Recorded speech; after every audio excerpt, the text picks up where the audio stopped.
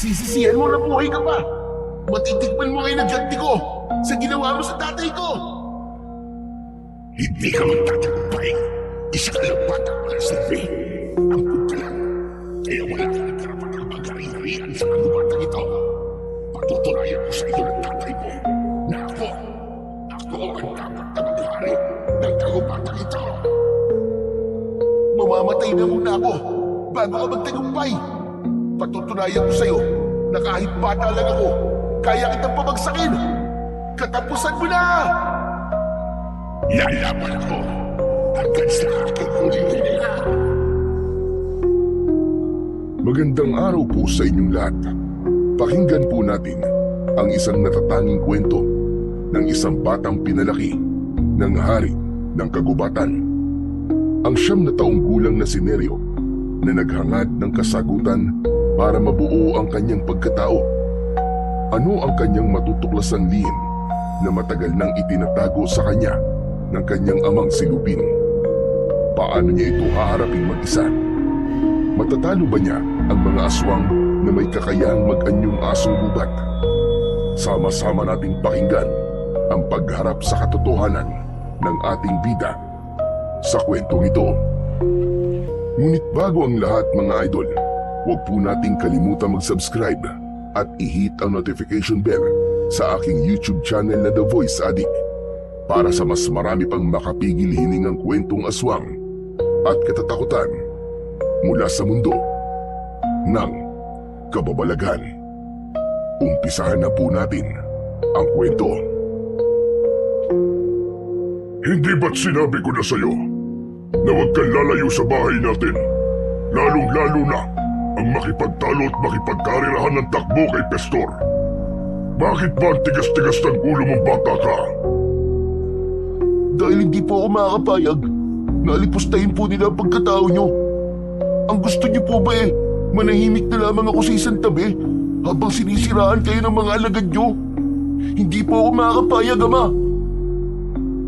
Pinalampas mo na lang sana sa kabilang tenga mo. Kita mo ang nangyari sa'yo. Muntik ka pang mapahamak. Nahulog ka sa ilog. At hindi basta-bastang ilog lang yun, Neryo. Yun ang pinakadelikadong ilog dito sa gubat. Dahil marami nang namamatay na hayop sa tubig na yun. Hindi mo alam kung gaano ako nag-alala sa'yo. Hindi ka ba nag-iisip? Baka nga sinadya pa ni Pestor na ihulog ka sa ilog na yun para tuluyan ka nang mawala sa akin. Alam mo naman, naabot langit ang inggit niya sa akin dahil sa pagkakaroon ko ng anak na may kakayahang tumayo at naiiba ang itsura sa kanila. Bakit nga po ba, Tay? Bakit parang naiiba po ako sa inyo? Alam ko po sa sarili ko na hindi tayo magkamukha. Kaya nga po palagi nila ako pinagtatawanan at pinagkakaisahan dahil hindi raw po kayo ang tatay ko. Eh ano naman kung hindi tayo magkamukha? May magbabago ba? Magiging kamukha lang kita kapag sumapit ka na sa tamang edad, anak. Saka ano bang nakataya sa pinagpupustahan nyo kapag nanalo ka sa karera? Ang kapalit daw po ng pakikipagduelo ko kay Pestor ay titigilan niya na po ang panggugulo niya sa akin dahil hindi raw po niyo ako totoong anak. At naniwala ka naman sa traidor na yon. Yan ba ang iniisip mo kung bakit ka nagkakaganyan na hindi kita totoong anak? Ilang beses ko bang sasabihin sa'yo na pamilya kita, anak kita? Pero bakit hindi nga po tayo magkamukha?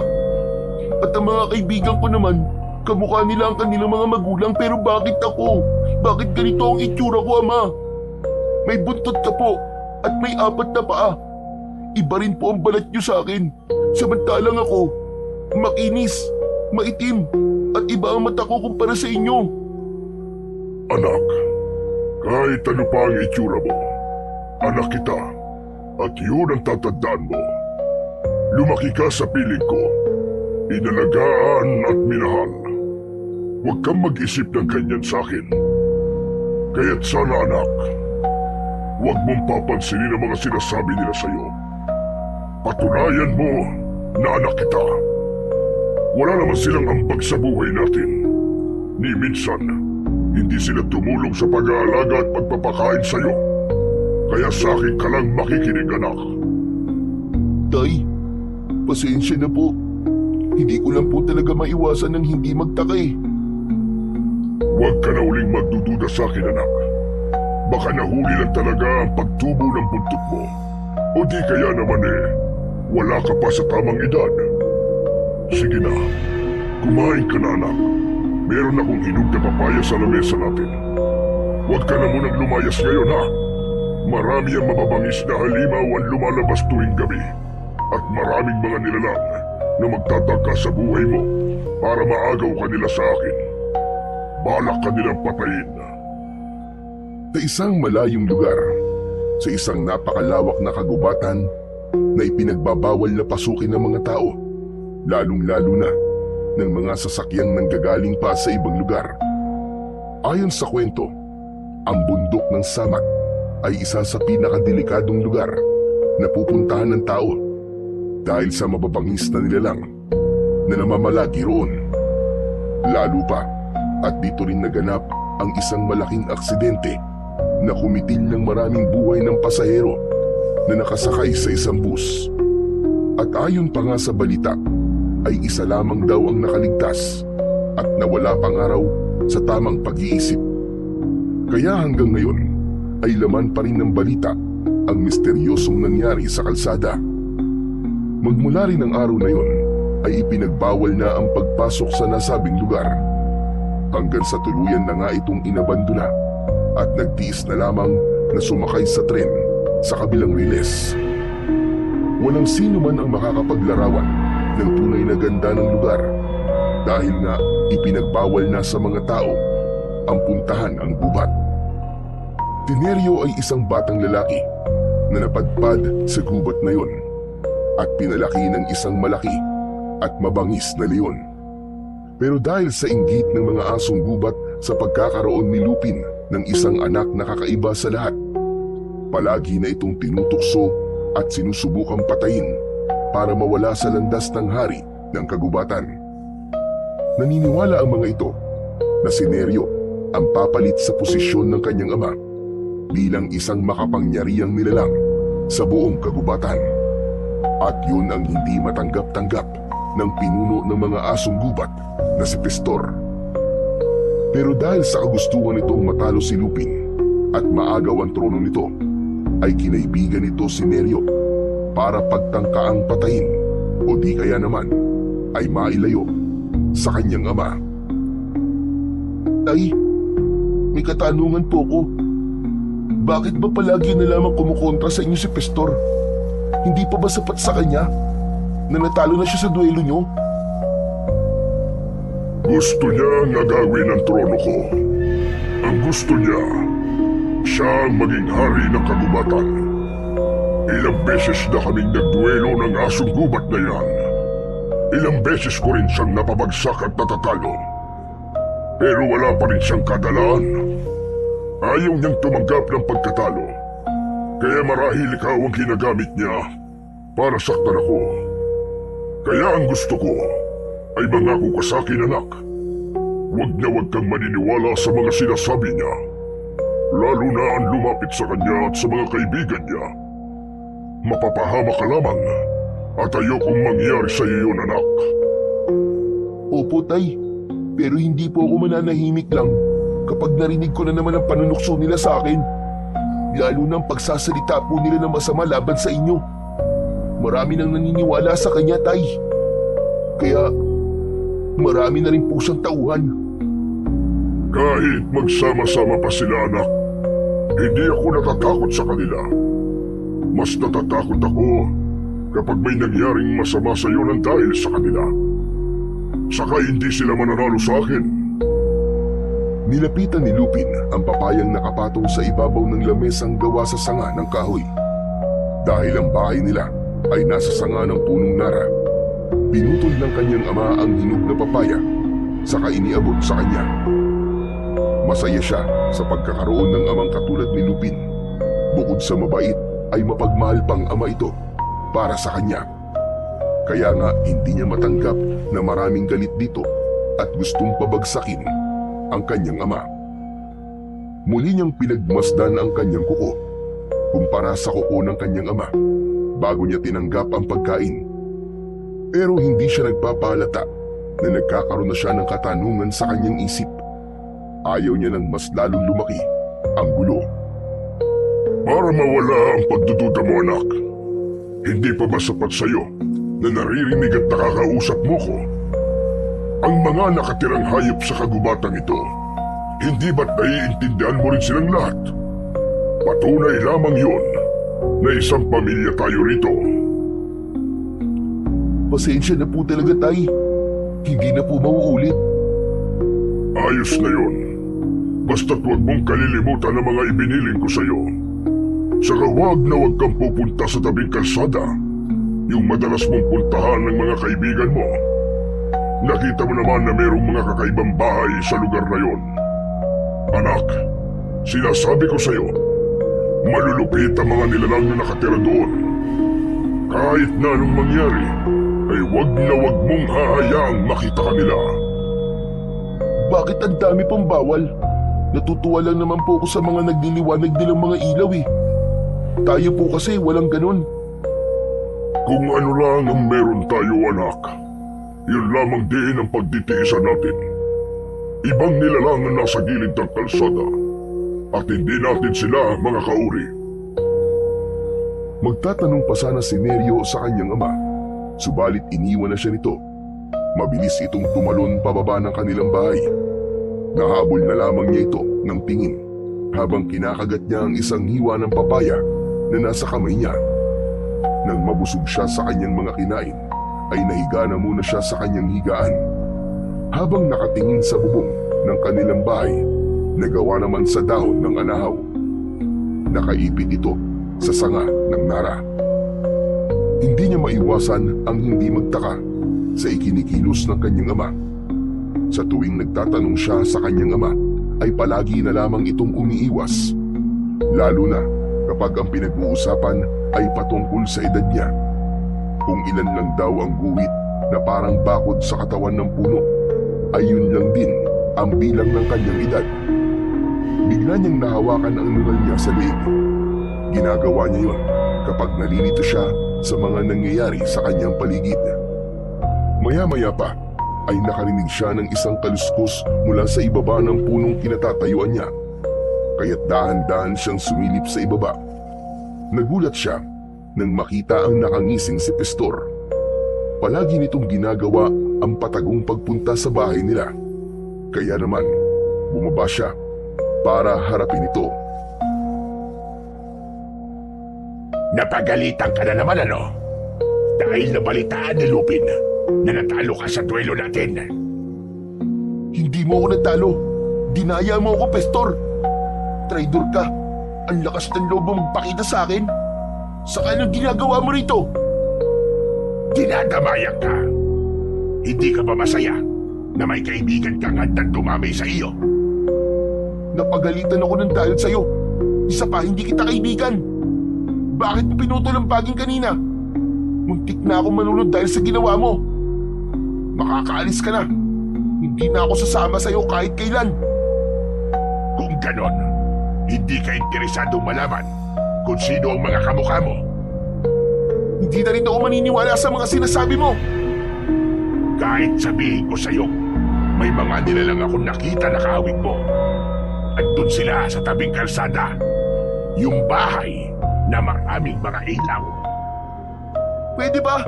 Tigilan mo na ako. Kung may plano ka na naman para ilayo ko sa ama ko, pwes hindi ka magtatagumpay, Pastor. Makakaalis ka na. Nag-aaksaya ka lamang ng oras mo dito. Magsasalita pa sana si Pastor nang bigla itong bumagsak sa lupa. Malayo ang tinalsikan nito, ilang dipaan layo kay Neryo.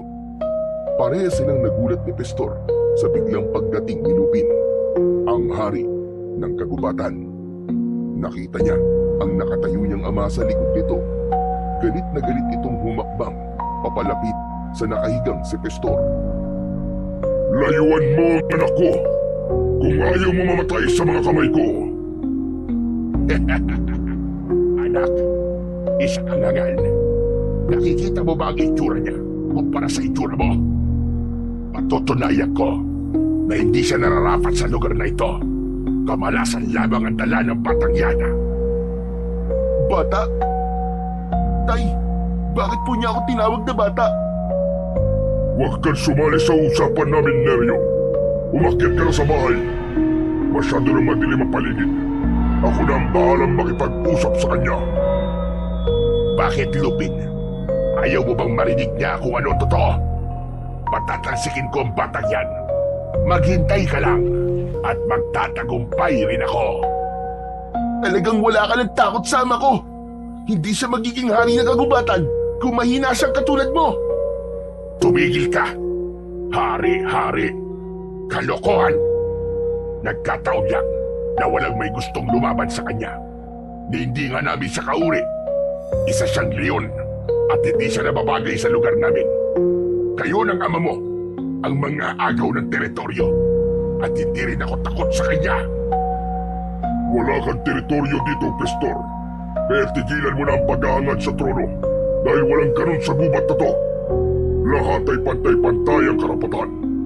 Ilang beses ko nang pinatunayan sa lahat na wala kang kakayahan para matalo ako. Kaya sumuko ka na lamang at layuan mo na ang anak ko. Hindi! Patatalsikin ko ang batang yan at hindi mo ako mapipigilan. Galit na napatayo si Pastor habang umaangin at nakalabas pa ang matatalas nitong mga pangin. Tumutulo ang laway nito sa bibig dahil sa matinding galit. Patuloy ito sa pag-atras at bakas sa mga mata nito ang pagbabanta habang palipat-lipat ang tingin sa kanilang dalawa ng kanyang ama. Makakaalis ka na at huwag mo nang guguluhin ang anak ko kahit kailan. Kapag nagkita ulit tayo, hindi na ako magdadalawang isip na paslangin ka. Maaaring lamang kayo ngayon, kaya wag mo akong pagbabantaan. Maghintay ka lang. Darating ang araw na malalaman ni Neryo ang totoo. Pagsisisihan mong nagsinungaling ka sa kanya. Tandaan mo yan, Lupin. Tandaan mo. Tumigil ka. Kaya ka nilalayuan ng mga kaibigan mo dahil ang hilig mong makialam sa buhay ng may buhay. Hindi ka namin kadugo at lalong hindi ka kabilang sa pamilya namin. Isa ka lang nilalang na walang gusto kundi ang sumira ng pamilya na may pamilya. Ang lakas ng loob mong magsabi ng pamilya. Ewan ko na lang kapag hindi siya nawala sa'yo, kapag nalaman niya kung ano ang totoo. At ikaw naman, Neryo, puntahan mo ang lugar na sinabi ko sa'yo at malalaman mong matagal ka nang niloloko ng tatay mo. Nasugatan tuloy ako. Pwisit! Hindi ako naniniwala sa'yo. Si tatay ang pamilya ko. Kaya makakaalis ka na, Pastor. Tandaan nyo, ako ang mag-ahari sa kagubatan ito pagdating ng araw. Kapag napunta na sa kamay ko ang mutya ng buhay na bato, kayong dalawa mismo ng anak mo ang ililigpit ko o itatapon sa lugar na walang makakapagbigay ng tulong sa inyo. Ang mutya ba ng buhay na bato ang pinagmamalaki mo? Kahit na kailan ay hindi yun napupunta sa'yo. Dahil ipinagkakaloob lamang yun sa isang nilalang na may busilak na puso. Kaya huwag ka nang maghangad. Isa pa, isang manunugis ng aswang ang may tanga nun. Kaya sigurado kong mabibigo kang makuha yun. At sino ang karapat-dapat na magkaroon ng mutya ng buhay na bato? Si Neryo ba? Ha! Nagpapatawa ka ba? Isa siyang tao. Imposibleng makita niya ang mutya ng buhay na bato. Patutunayan ko na ako ang magtataglay ng lakas ng mutya. Kakainin mo ang lahat ng mga sinabi mo ngayon. Walang silbing hari. Yun lang ang sinabi ni Pastor at mabilis na itong umalis sa harapan ni Lupin at Neryo. Nagkatinginan ang mag-ama bago umakyat sa puno na hindi naman kataasan. Walang gustong magsalita o magtanong ng tungkol sa mga sinabi ni Pastor, habang si Neryo ay abala sa pag-iisip ng mga bagay na unti-unti nang gumugulo sa kanyang isipan. Matagal na niyang nararamdamang kakaiba siya. Ayaw niya lang saktan ang damdamin ng kanyang ama. Maraming natutunan si Neryo sa kanyang ama, maging sa kanyang mga kaibigan. Alam niya kung paano siya makipag-usap sa mga ito. Maging ang paggamit sa iba't ibang klaseng sandata ay natutunan na rin niya mula sa kanyang ama. Sinanay siya nito para matuto siya kung paano niyang ipagtanggol ang kanyang sarili. Pakiramdam niya ay parang may kulang pa rin kahit na ibinigay na sa kanya lahat ng kanyang ama. Parang may hinahanap pa rin siya na kasagutan na magbibigay sa kanya ng linaw kung bakit naiiba siya sa mga ito. Habang nakahiga na siya at katabi ang kanyang ama, ay hindi mawala-wala sa isip niya ang mga sinasabi ni Pastor tungkol sa kanya. Kahit nakapatong ang kanyang braso sa kanyang mga mata, ay hindi siya dalawin ng antok. Hindi mawala sa isip niya ang mga bahay sa tabing kalsada. Matagal na siyang nakatingin sa lugar na yon, pero kahit kailan ay hindi niya nakikita ang mga itsura ng nilalang na nakatira doon. Maingat siyang bumangon habang inaaninaw kung natutulog na nga ba ang kanyang ama. Mabilis ang tibok ng kanyang puso dahil sa naiisip niyang gawin. Sa pangalawang pagkakataon ay muli niyang susuwayin ang kanyang ama. Halos patingkayad siyang naglakad sa paanan nito. Huwag lang siyang lumika ng ingay. Paglabas niya ng kanilang bahay sa itaas ng puno ng nara, ay muli niyang sinulyapan ang kanyang ama na payapa pa ring natutulog sa sanga ng puno. Patawarin niyo po ako, Tay. Pero gagawin ko po ito para sa ikatatahimik po ng kalooban ko. Saka ako na lamang po haharapin ang galit niyo. Sana'y maintindihan niyo po ako. Kailangan kong malaman kung ano ba talaga ang nilalang na nakatira sa bahay sa gilid ng kalsada. Sa kanya nilisan ang lugar na yon. Tumakbo siya na parang isang leon. Halos hindi lumapat ang kanyang paa at kamay sa lupa sa bilis ng takbo niya papunta sa gilid ng kalsada sa paanan ng bundok. Ilang oras din ang kailangan niyang takbuin para marating ang lugar na yon. Ang mga baging na nakasabit sa puno ay mabilis niyang nilambitinan, makatawid lang sa kabilang puno. Yun ang isa sa kakayahan ng mga unggoy na napag-aralan niya ng gayahin. Pagkalipas ng 1.5 oras na pagtakbo, sa wakas ay narating na niya ang gilid ng kalsada.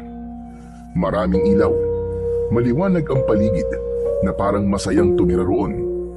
May mga nakatayong poste sa bawat gilid ng kalsada. Tahimik ang labas ng bahay, kaya matyaga pa siyang naghintay sa lugar na yon. Nagbabaka sakali siyang may makitang mga nilalang na sinasabi ni Pastor na kahawig niya. Kaya ilang saglit pa ay nanlaki ang kanyang mga mata. Nakita niya ang isang lalaki na katulad ng kanyang itsura. Napatingin siya sa kanyang palad habang sinisipat ang kanyang daliri sa kamay. Saka muling titingin sa nilalang na nagtatago rin sa likod ng bahay. Ang kanyang mga kamay, katulad din sa akin. Saka wala siyang buntot. Totoo ang sinasabi ni Pastor. Pero bakit? Bakit sinasabi ni Tatay na huwag ako magpakita sa kanila? Matagal na nagtago si Neryo sa makapal na halamang gubat. Kitang-kita niya ang nilalang na nakatayo sa likod bahay na gawa sa kawayan at pugon. Pero nagulat siya sa sumunod na nangyari. Nagbago ang anyo ng lalaki. Umaba ang bibig nito. Ganon din ang tenga nito. Tumubo ang buntot at balahibo ng nilalang. Napaatras siya sa kanyang pinagtataguan dahil biglang kumislap ang mapupula nitong mga mata sa refleksyon ng liwanag ng buwan. Hindi siya ordinaryong nilalang. Isa siyang asong gubat na kalahi ni Pastor. Kung ganun, talagang anak kaya ako ni Tatay at balang araw ay magiging isa rin akong ganyan. Punong-puno ng pagkalito ang isip ni Neryo ng mga sandaling yun. Patuloy siya sa paghakbang ng paatras. Lalo pa at hindi isa, kundi 5 nilalang ang mabilis na nagpalit ng anyo sa likod ng bahay ng mga kubong nakatayo sa gilid ng kalsada. Bumundol ang kaba sa kanyang dibdib nang sa pag-alulong ng mga ito ay sabay-sabay na napatingin ang mga asong gubat sa gawin niya. Nanlalaki ang kanyang mga mata nang dahil sa gulat. Naku, lagot!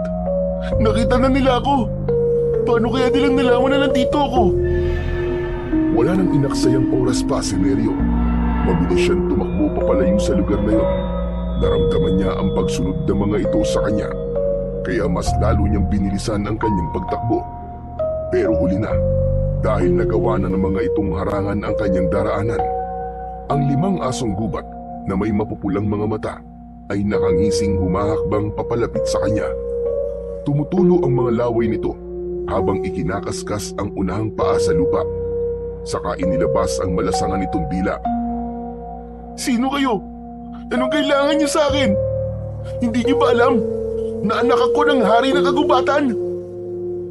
Tila hindi naiintindihan ng mga asong gubat ang sinasabi ni Nerio dahil wala siyang kaalam-alam na iba ang lingwaheng lumalabas sa kanyang bibig. Kaya naman, imbis na matakot, ay sabay-sabay pa ang mga ito sa pag-atake sa kanya. Nagawa niya kagad na makatalon sa baging bago pa man siya abutan ng mga ito. Maigpit siyang humawak sa taling baging at nagpalipat-lipat sa mga puno. Nagpaikot-ikot siya sa pagsabit sa baging, sabay sipa niya sa mga mukha ng asong gubat na hindi makalapit sa kanya dahil sa kanyang bilis.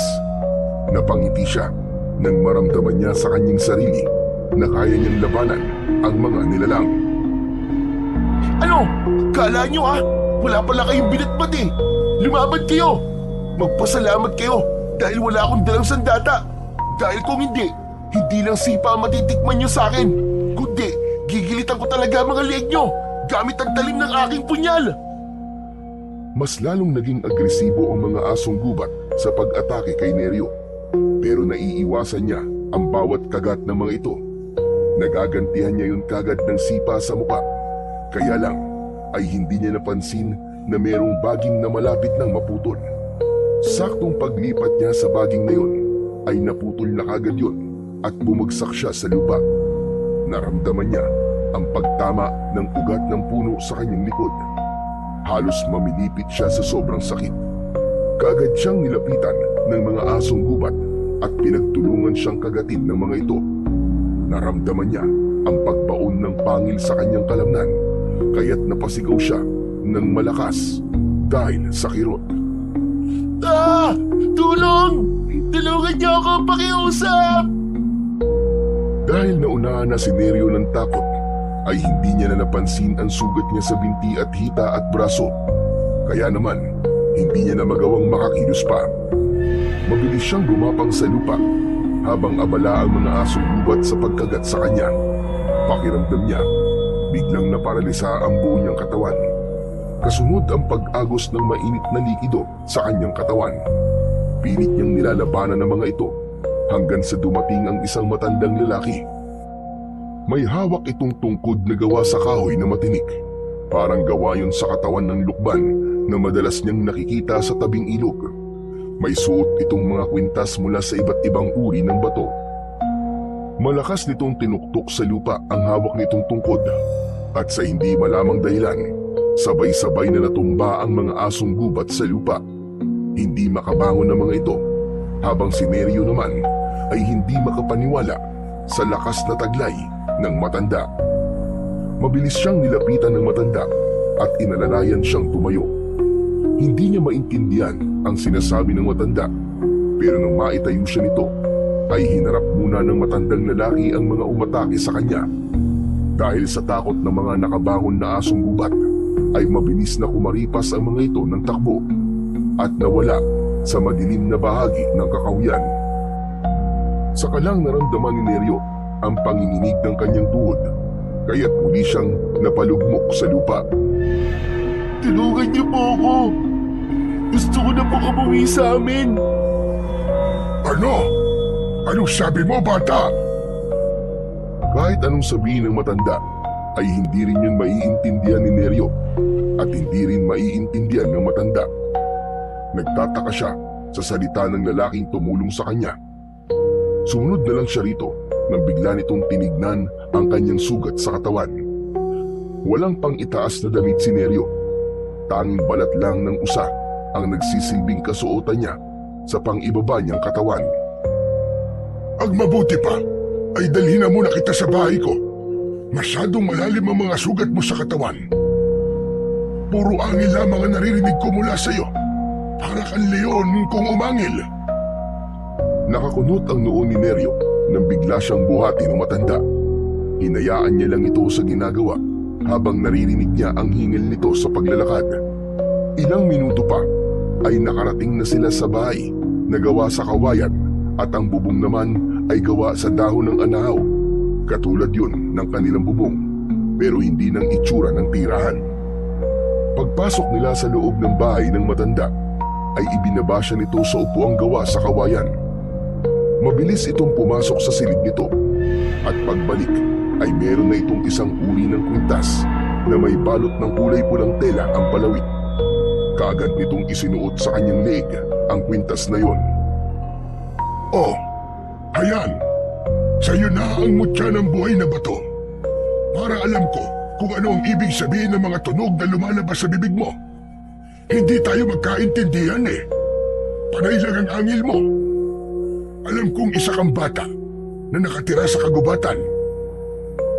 Sa pagkakatanda ko, 2 beses na kitang nakitang nakikipaglaro sa mga hayop sa gubat.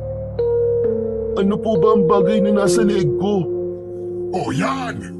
Naiintindihan na kita. Ang mutya na yan ay para sa mga nilalang o hayop na gusto kong makausap.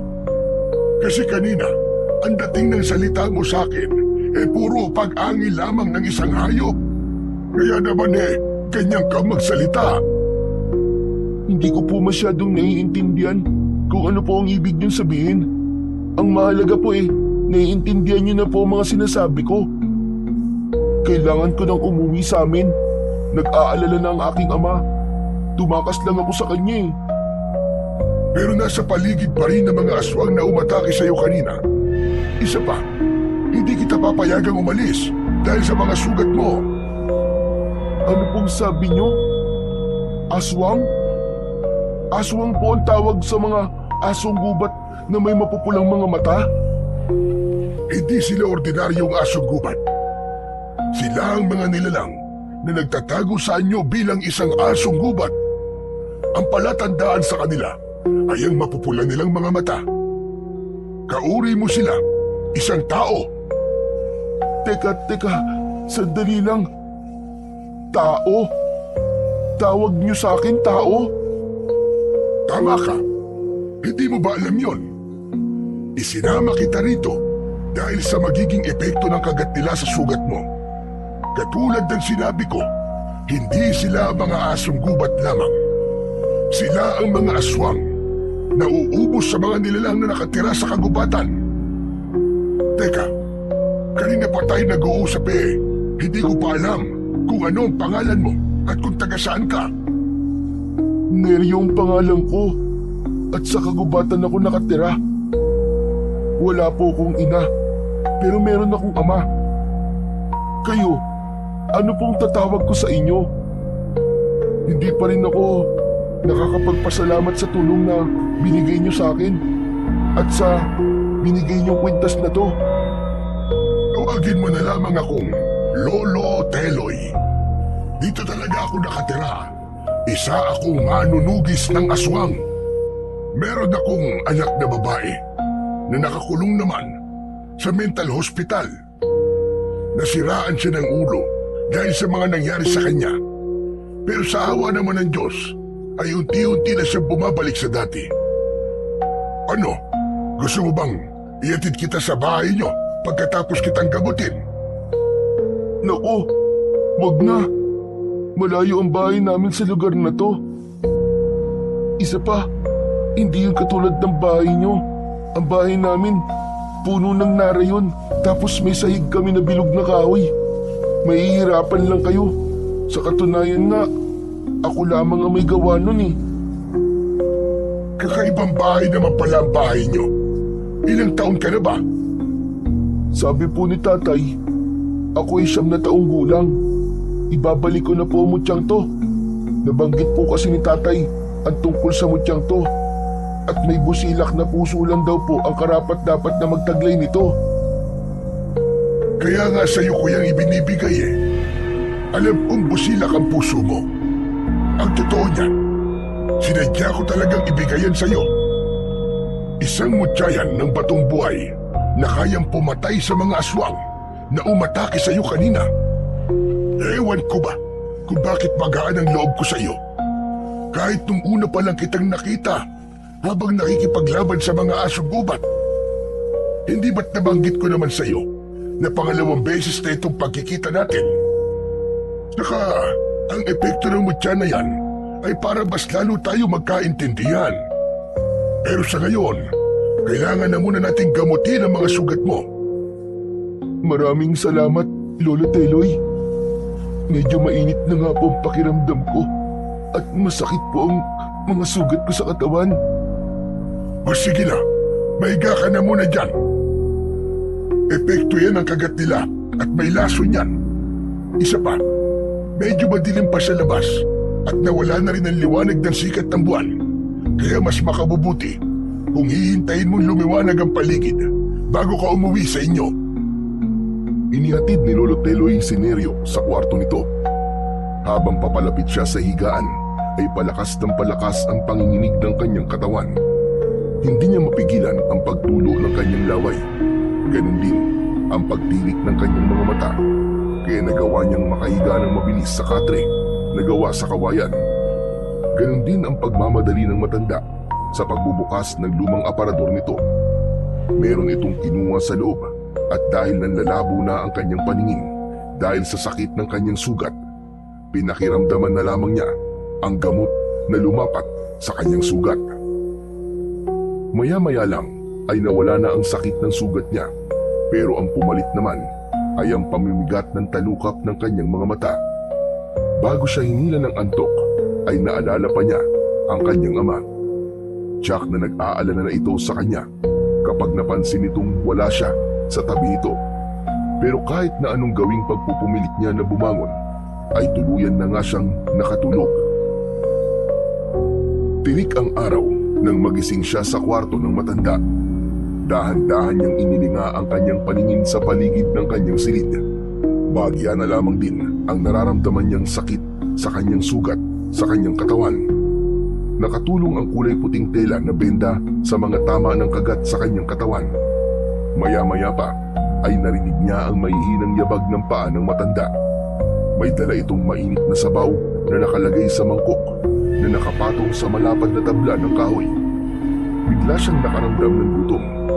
Kahit na ngayon lamang siya nakakita ng ganong klaseng pagkain. Madalas na kinakain niya ay prutas. Magkakasunod na paglunok ng laway at pagkalam ng kanyang sikmura ang narinig ng matanda mula kay Neryo. Sige na iyo, kumain ka na muna nang makabawi ka ng lakas. Masyadong mataas ang lagdat mo kagabi, kaya alam kong mahina pa rin ang katawan mo ngayon. Ipinagluto na lamang muna kita ng sinabawang baboy na may papaya. Bago ka umuwi, ay kailangan mong magpalakas. Hindi ko po alam kung paano kainin to, Lolo Teloy eh. Napansin ni Neryo ang pagkunot ng noo ni Lolo Teloy. Baka sa mukha nito ang pagtataka sa sinabing yun ng bata. Sinabayan naman niya yun ng pagbangon niya sa katre at hindi inaalis ang paningin sa mangkok na dala ng matanda. Maya-maya pa ay inilapag na yun sa lamesang gawa sa kawayan. Teka. Ang ibig mo bang sabihin ay hindi ka pa nakakatikim ng pagkain ito? Isang uri lang ito ng inumin na kayang magbigay ng lakas sa iyong katawan.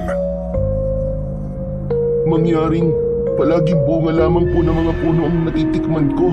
Yun po ang pagkain ko. Ito pong umuusok na sabaw. Talagang ngayon lamang po ako nakakita ng ganito. O sige. Naiintindihan ko na. Susubuan na lamang kita ng makakain ka na. Mas masarap kainin ito kapag mainit ang sabaw. Hindi na nga napigilan ni Neryo ang matanda nang dumampot ito ng kutsara sa mangkok nito.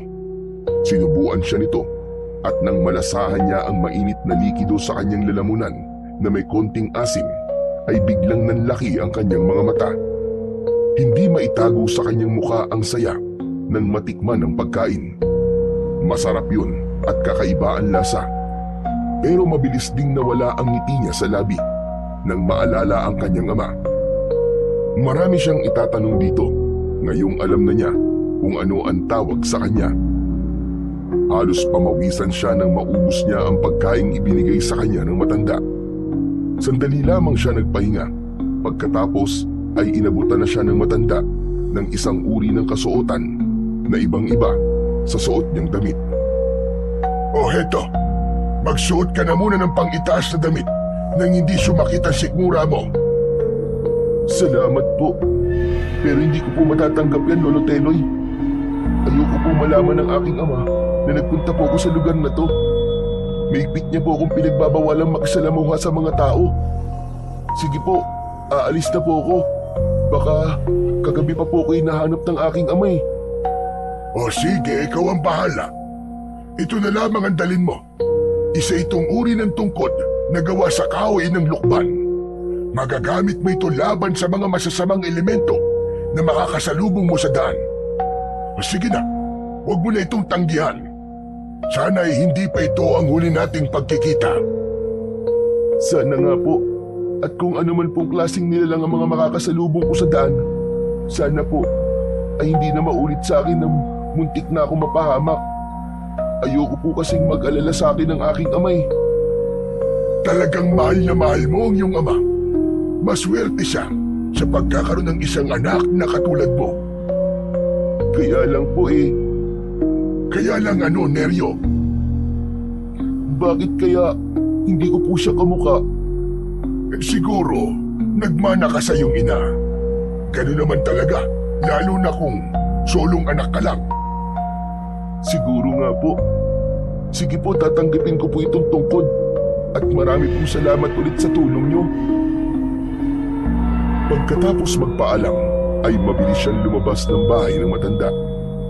Katulad ng nakasanayan niyang paglalakad, habang papalayo siya sa bahay ng matanda, ay hindi pa rin nakaligtas sa kanyang paningin ang bakas ng pagtataka sa mukha ng matanda. Siguro dahil kakaiba talaga ang paraan niya ng kanyang paglalakad.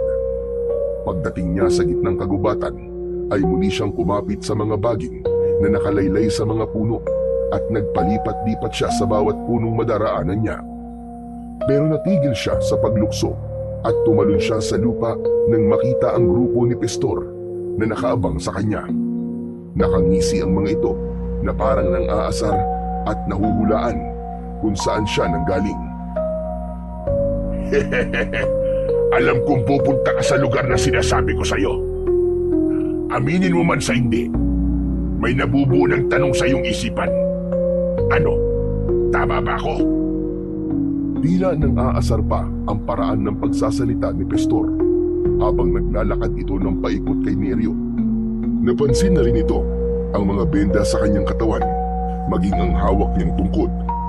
Pero mas natigilan ito sa suot niyang kwintas.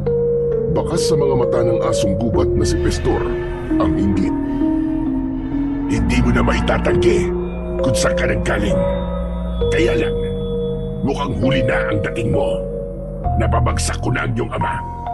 Wala na siya. Tiyempong-tiyempong pag-alis mo kagabi. Malaya namin na isagawa ang mga binabalak naming gawin sa kanya. Biglang nanlamig ang buong katawan ni Neryo sa sinabing yun ni Pastor. Alam niyang hindi ito nagbibiro. Maigpit na hinawakan niya ang kanyang tungkod at hinarap ang asong gubat, kasama ang mga alagad nito na nakangising umaangil pa sa kanya. Hindi rin maitatago ang hindi pagkakagusto ng mga ito sa pananatili niya sa teritoryo ng kanyang ama. Mga hayop kayo! Anong ginawa niyo sa ama ko? Hanggang ngayon pa naman ay naniniwala ka pa rin anak kanya. Kalokohan talaga. Kahit alam mo na ang buong katotohanan, ay nagbubulag-bulagan ka pa rin. Ang tanong ko, sagutin mo! Nasaan ang ama ko? Anong ginawa niyo sa kanya? Wala na siya. At totoo ang sinasabi ko. Patay na ang ama mo. At kahit saan mo siya hanapin, ay wala na siya. Hindi mo na siya matatagpuan. Nagtatangay na siya ng malakas na agos ng tubig dahil sa paghahanap sa'yo. Sinabi ko naman, di ba, na kaya kong paghiwalayin kayo. Hindi. Hindi totoo yung sinasabi mo. Hindi. Huwag mo akong linlangin. Hayop ka. Dahil sa oras sa papatunayan ko, niloloko mo lang ako. Ako mismo ang papatay sa'yo. Tanggapin mo na lang ang kapalaran niya. Wala na siya. Natalo ko na siya. Binitiwan ni Neryo ang hawak niyang tungkod at sinuntok niya ang mukha ni Pestor. Pero hindi ito natinag. Sa halip, tumawa lang ito ng malakas na parang masaya pa ito sa reaksyon ng kanyang mukha. Lalo na nang pumatak ang kanyang mga luha sa kanyang mga mata. Hindi pa siya nasiyahan. Mahigpit niyang sinakal ang leeg nito. Pagsisisihan mong nabuhay ka pa. Matitikman mo ngayon ang ganti ko sa ginawa mo sa tatay ko. Hindi ka magtatagumpay. Isa ka lang batang walang silbi. Ampung ka lang, kaya wala ka rin karapatang maghari-harian sa kagubatang ito. Patutunayan ko sa inyo ng tatay mo na ako ang dapat na maghari sa kagubatang ito. Mamamatay na muna ako bago ka magtagumpay. Patutunayan ko sa'yo na kahit bata lang ako, kayang-kaya kitang pabagsakin. Katapusan mo na! Lalaban ako hanggang sa aking huling hininga. Magkakasunod na pinagsususuntok ni Neryo ang mukha ni Pestor at nang makakuha siya ng pagkakataon ay mabilis niyang dinampot ang kanyang tungkod. Buong lakas niyang ipinalo ang kanyang tungkod sa katawan ni Pestor. Nagulat siya nang tumalsik ito sa malayo. Parang may kung anong malakas na enerhiya ang gumapang sa kanyang sandata at nagawa nitong pabagsakin si Pestor. Ang apat nitong mga kasama ay atras-abante ang ginagawa. Hindi malaman ng mga ito kung susugod ba o aatras sa kanya. Ano pang hinihintay nyo mga inutil? Hindi siya taga rito. Kaya nararapat lamang na palaya ang sinasampid na yan. Wala na siyang kakampi. Patay na ang kanyang amang silupin. At ako na ang hari. Hindi kayo magtatagumpay. Hindi papatay ang aking ama hanggat hindi ko nakikita ang kanyang katawan. Kaya kayo ang umalis sa lugar na to. Kampon kayo ng masasama. Sugurin niyo na! Huwag niyong sabihin na tatakot kayo sa isang batang mahina. Hindi sumunod ang mga asong gubat sa utos ni Pestor. Kaya ito na mismo ang sumugod sa kanya. Malalaki ang hakbang ng mga paa ni Pestor na tumalon pasugod sa kinatatayuan ni Neryo. Pero maagap niyang naiwasan yun. Sinalubong niya ng pagpalo ng tungkod na tumama sa liig ni Pestor. Bumagsak ito pasadsad sa lupa. Saka naman natigilan si Neryo sa biglang pagbilis ng kilos niya. Nagawa na ring sumugod ng mga asong gubat para pagtulungan siya ng mga ito. Subalit sa bawat pagtama ng kanyang tungkod sa katawan ng mga alagad ni Pestor ay bumabagsak ang mga ito sa lupa. Hindi sila makabangon habang bumubulwak ang dugo sa mga bibig nito. Nilapitan niya ang nakahandusay na si Pestor at itinukod niya ang kanyang tungkod sa leeg nito. Kaya huwag mong mamaliitin ang kakayahan ng isang batang katulad ko. Baka nakakalimutan mo, isa akong anak ng hari ng kagubatan. Hanggang ngayon niloloko mo pa rin ang sarili mo. Tumigil ka! Nasaan ang tatay ko? Sumagot ka! Puntahan mo sa ilog. Doon ko siya itinapon pagkatapos ko siyang kagatin sa batok. Kaya patay na siya sa sugat at pagkalunod. Parang pinagbagsakan ng langit at lupa si Neryo sa kanyang narinig mula kay Pestor. Kaya mabilis siyang tumakbo at iniwan ang mga kalaban habang nakahandusay ang mga ito sa lupa. Habang tinatahak naman niya ang daan papunta sa ilog, ay panay din ang tulo ng kanyang mga luha. Hindi maaari! Tay! Patawarin niyo po ako! Hindi ko po sinasadyang takasan kayo! Hindi ko po sinasadya! Una niyang pinuntahan ang kanilang tirahan dahil umaasa pa rin siyang niloloko lamang siya ni Pestor.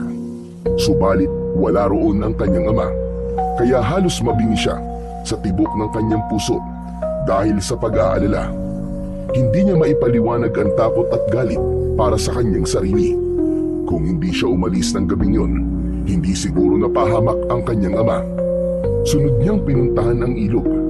Pagdating niya, ay halos malula siya sa taas nun. Gusto niyang isipin na makikita pa niya ang kanyang ama na buhay. Ngunit sa lakas ng ragasan ng tubig, imposibleng makaligtas pa ito. Tay! Tay, nasan ka? Patawarin niyo po ako. Nagkamali ako.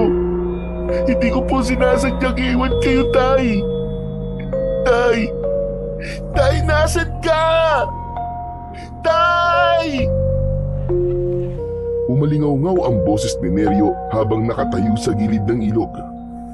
Tila nakikisimpatya ang panahon sa kanyang pagdadalamhati dahil kumulog at kumidlat. Kasabay ng pagdilim ng kalangitan at pagbuhos ng malakas na ulan, dumilim rin ang paligid kasabay ng malalakas na sigaw ng pag-iyak ni Neryo. Tay, nandito na po ako! Nasaan ka?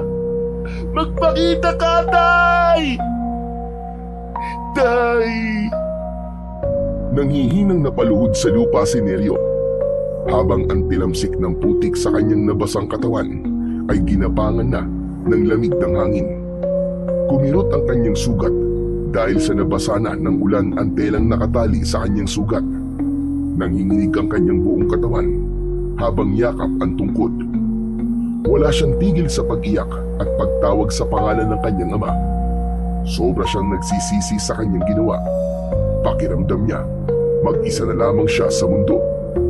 Pagkatapos ng sakit na kanyang nararamdaman sa pagkawala ng kanyang ama, ay napalitan naman yun ng galit para kay Pestor.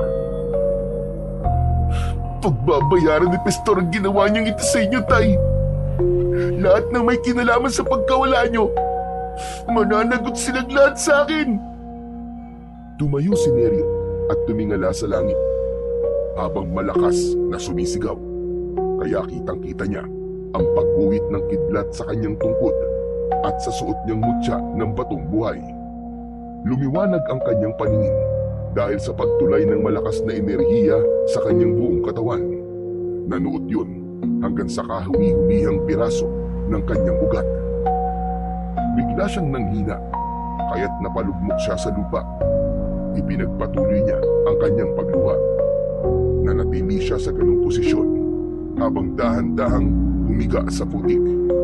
Tumatama ang patak ng ulan sa kanyang mukha habang naririnig pa rin niya ang malakas na pagkulog at pagkidlat. Hindi na niya namalayan ng oras. Medyo madilim na nang siya ay bumangon. Pinagmasdan ni Neryo ang hawak niyang tungkod, pati na ang suot niyang kwintas. Hindi siya maaaring magkamali. Nakita niyang nagkaroon ng kulay pulang liwanag ang suot niyang kwintas. Maging ang kanyang tungkod. Isang bagay na sobra niyang pinagtatakahan. Hindi pa rin tumigil ang ulan, pero hindi maitatanggi ang biglang paglakas ng kanyang pandinig, pangamoy at pakiramdam sa paligid. Alam niyang may mga nilalang na nakatayo sa kanyang likuran. Nagbago rin ang simoy ng hangin. Amoy na nabubulok na laman ng hayop. Pamilyar yun sa kanya at alam niya, ito na ang aswang na tinutukoy ng matanda. Dahan-dahan siyang humarap sa mga ito. Tila dito niya gustong ibaling ang galit niya. Kung ayaw niyo pang mamatay, makakaalis na kayo. Pero kung gusto na ninyong tikman ang galit ko, lumapit kayo at hindi ko kayo uurungan. Mahigpit na hinawakan ni Neryo ang tungkod at itinutok yun sa mga nakatayong asong gubat.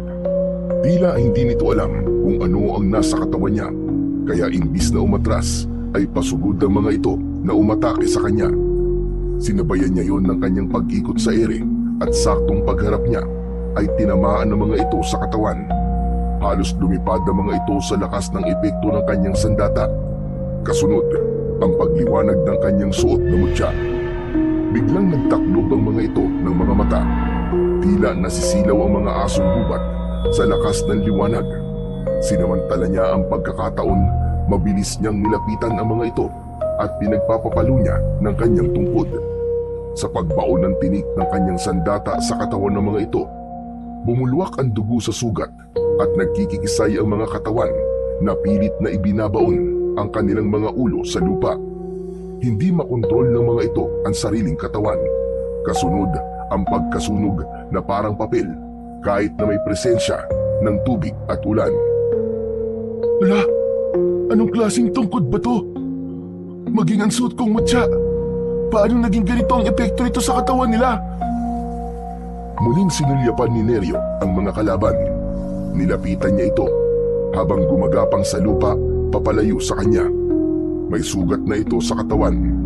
Akma na sanang papaluin niya ito ng kanyang sandata nang biglang nagbago ang anyo nito. Naging isang tao na walang suot na damit. Mas lalo nitong hinabol ang hininga nang mawala na ang pagkaaswang nito. Kaya lang, sa muling pagliwanag ng suot niyang mutya ay nasunog na rin ito habang ang mapupulang mga mata ay naging kulay itim. Nagulat na lamang siya sa biglang pagsalita ng pamilyar na boses sa kanyang likuran. Neryo, anak? Ikaw ba yan? Paano mo silang napatay? Tay! Tay! Hindi ka po patay! Hindi ko po alam, Tay. Dahil po yun sa sandata ko. Hindi napigilan ni Neryo ang kanyang sarili. Mabilis siyang tumakbo sa kinatatayuan ng kanyang ama. Mahigpit niya itong niyakap sa bewang. Akala ko po, iniwan niyo na po talaga ako. Kanina ko pa po kayo hinahanap. Ano po nangyari sa inyo? Nakausap ko po si Pistor. Ang sabi niya, patay na raw po kayo. Nakaligtas lang ako, anak. Patraidor silang umatake. Mabuti na lamang talaga. At nakakapit ako sa puno at naisip kita. Kaya sinikap kong mabuhay. Saan ka ba nagpunta? Bakit nawala ka bigla sa tabi ko? Patawarin niyo po ako, Tay. Hindi ko po dapat ginawa yun. Naniwala po ako sa mga sinabi ni Pistor. Pero, paano niyo po may papaliwanag ang mga nilalang na ito? Kauri ko sila, Tay. At nagiging katulad sila ni Pistor. Ano pong klaseng nilalang sila, Tay? Naguguluhan na po talaga ako sa mga nangyayari. Hindi ka maguguluhan, anak.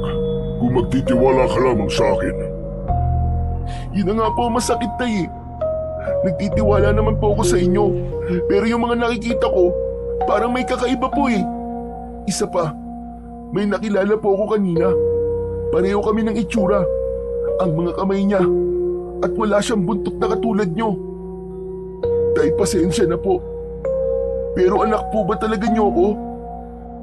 Anak kita. Ilang beses ko bang sasabihin sa'yo? Kagabi lang po ay may umatake po sa akin mga asong gubat.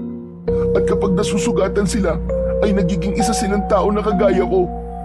Pati yung Tay. Alam ko na po kaya nakikiusap ako.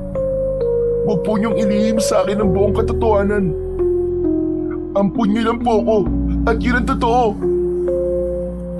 Hindi mo na ba pakikinggan ang mga paliwanag ko, anak? Alam mo kung gaano kita kamahal. Magpapaliwanag pa sana si Lupin na bigla naman dumating si Pistor kasama ang mga alagad nito. Nagulat ito nang makita si Lupin. Nawala ang mapang-asar na angil ni Pistor nang bigla itong lapitan ni Lupin at kinagat-kagat sa leeg. Nagpambuno ang dalawa at nabigla si Neryo sa galit na yon ng kanyang ama. Kitang-kita niya kung paanong bumaon ang pangil ng kanyang ama sa leeg ni Pistor. Nagpupumiglas ito, ngunit hindi ito makawala dahil higit na mas malakas ang leon. Kumilos na rin ang mga alagad nito at siya naman ang sinugod. Walang kaalam-alam ang mga asong gubat sa malakas na taglay ng kapangyarihan ng suot na mutya ni Neryo.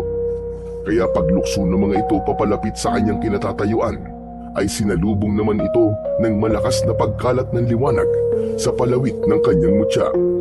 Bumagsak ang mga ito sa lupa habang umaangin na parang asong nasasaktan.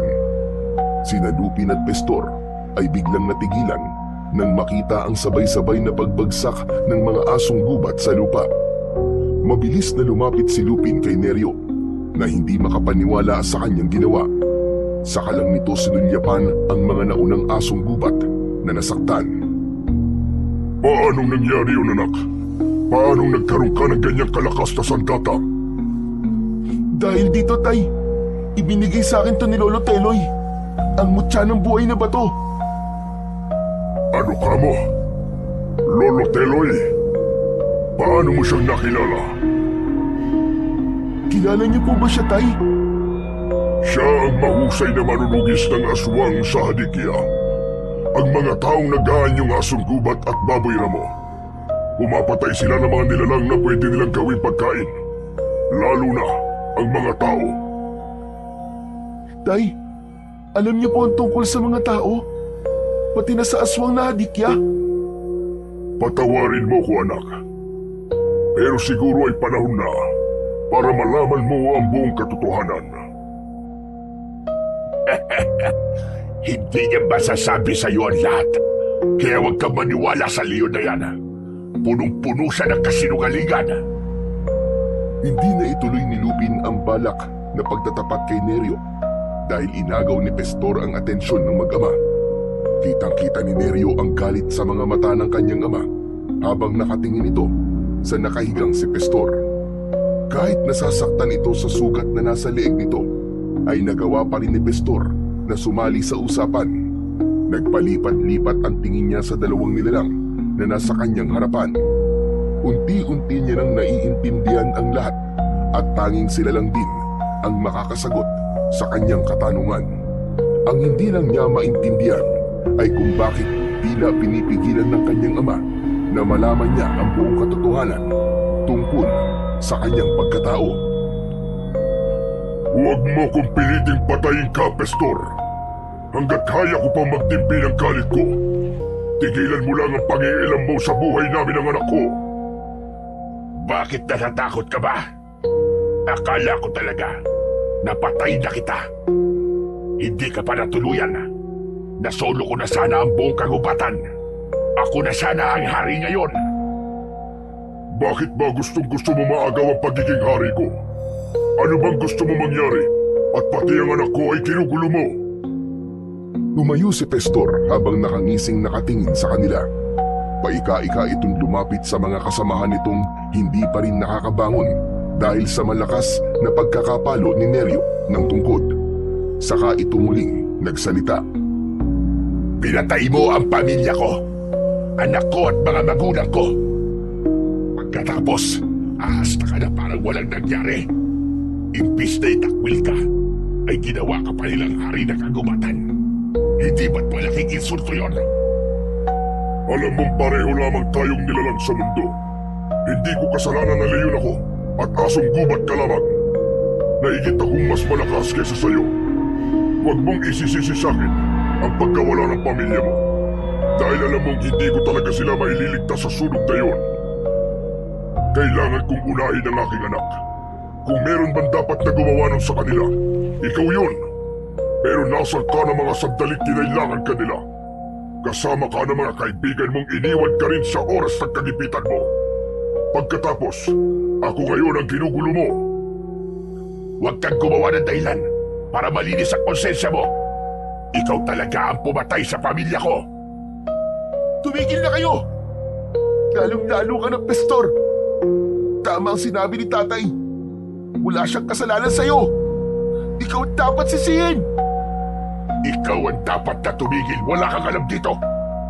Ikaw pa nga ang naging dahilan kung bakit nangyari ito sa amin.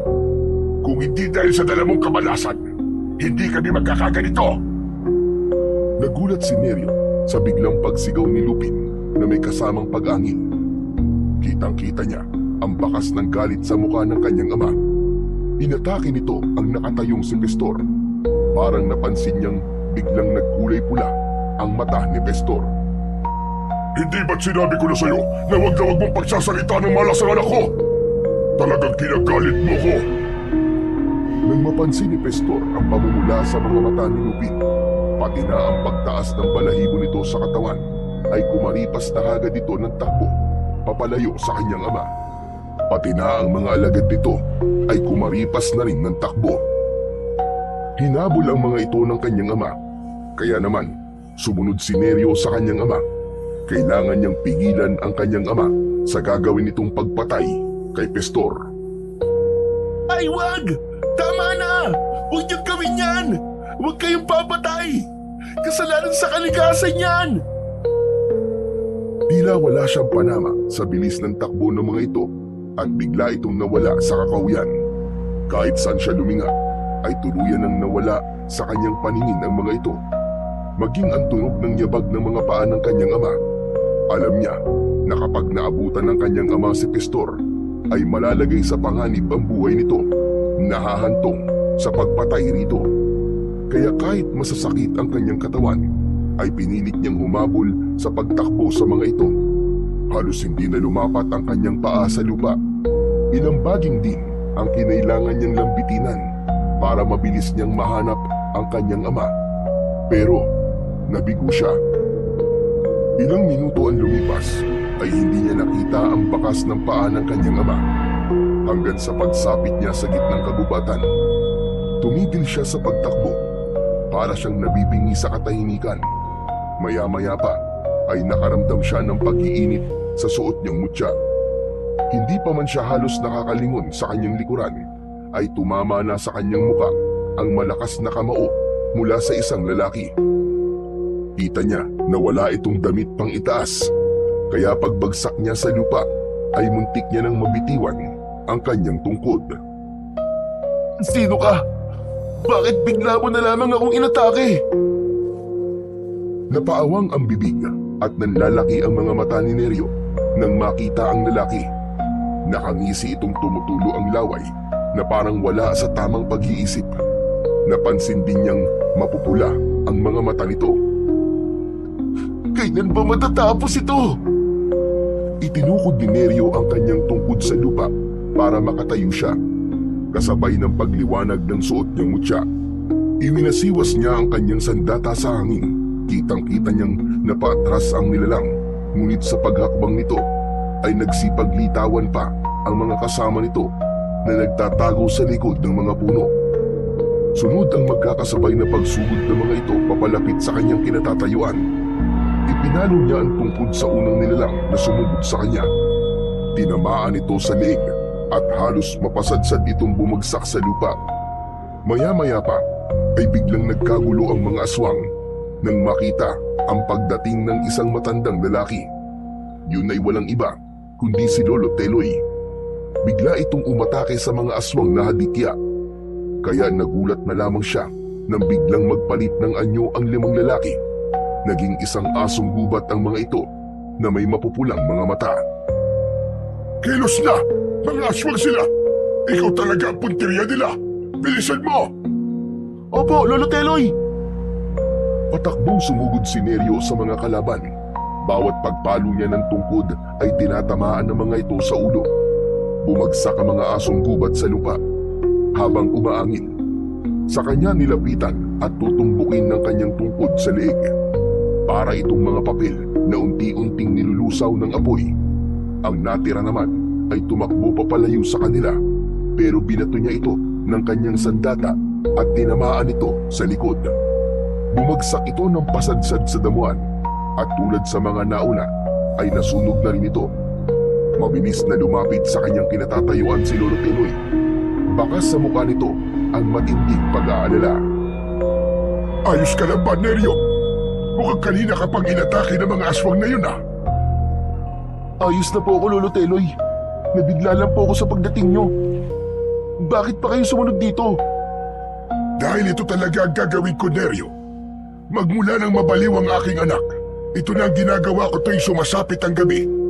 Dahil alam kong may kinalaman ng hadikya sa nangyari sa anak ko. Lalo na ngayon na naiuwi ko na ang aking anak. Nasa bahay ko na si Belinda. Saan ka mapupunta ngayon? At kahit gabi na nasa gubat ka pa. Ang totoo, hinahanap ko po ang aking ama. Kapag hindi ko po naabutan si tatay, baka mapatay niya po si Pestor. Ano ka mo? Baka makasalubong nila ang pinuno ng mga halimaw. Mas delikado. Sino nga ba ang ama mo? Ang pangalan po niya ay Lupin.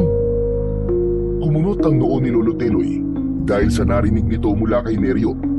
Bakas sa mga mata ng matanda ang pagtataka habang nakatingin ito sa mukha niya na parang inaalala kung sino si Lupin. Pero wala akong kilalang Lupin. Mukhang hindi kayo taga rito. Taga rito po kami sa kagubatan. Ang totoo nga po isa pong hari ang aking ama. Hari, nakong bata ka. Hindi ka naman nalilipasan ng gutom siguro, ane.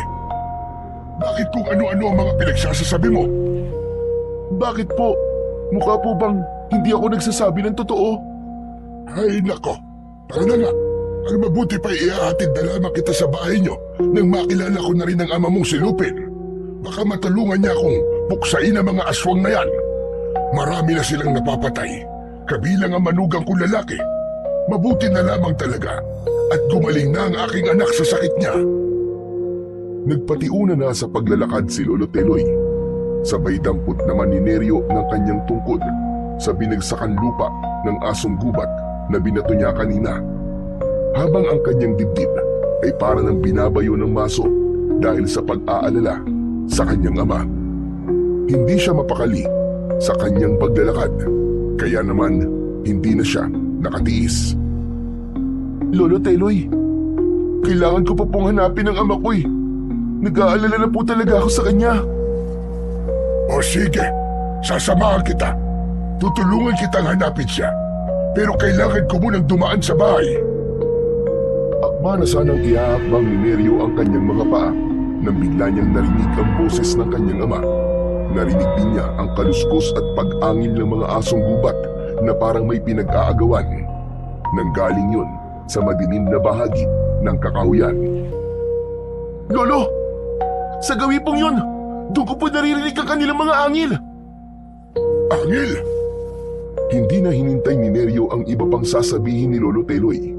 Mabilis siyang tumakbo sa pinagmumula ng ingay. Bumundol ang kaba sa kanyang dibdib. Ngunit nabigla sila sa nadatnang eksena. 10 mga asong gubat ang nakita nilang pinagtutulungan ang kanyang ama. Sugatan na ito at maraming dugo sa katawan.